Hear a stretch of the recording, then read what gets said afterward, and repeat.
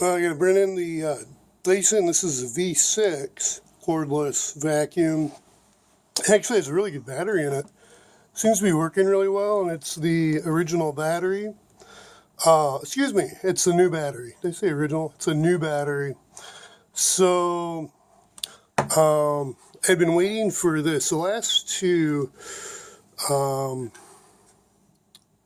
yeah, because the one I had installed, because I had sold the other, well, pretty much just he paid me for what I paid for it, and then I installed in their V6. I ordered these off online, found for a great price for like 15 bucks. I'll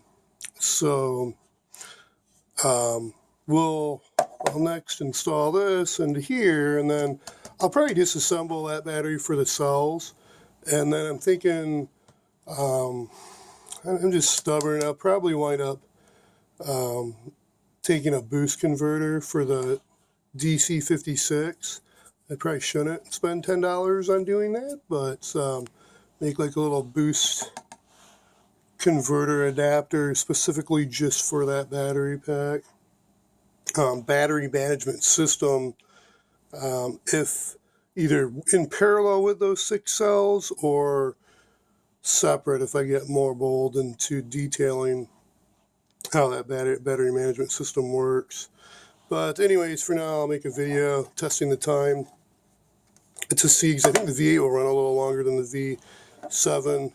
See what the performance is with the DeWalt 20 volt tool adapter.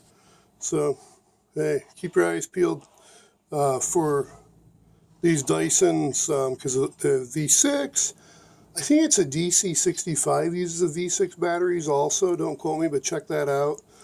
Do a little research, because there's a range wherever that starts, like the V6, V7, and V8. These adapters are available on the market, and for 20 bucks for the price of the battery, if you already have DeWalt, Makita, Porter Cable, I think even Black & Decker, seems like there might be more.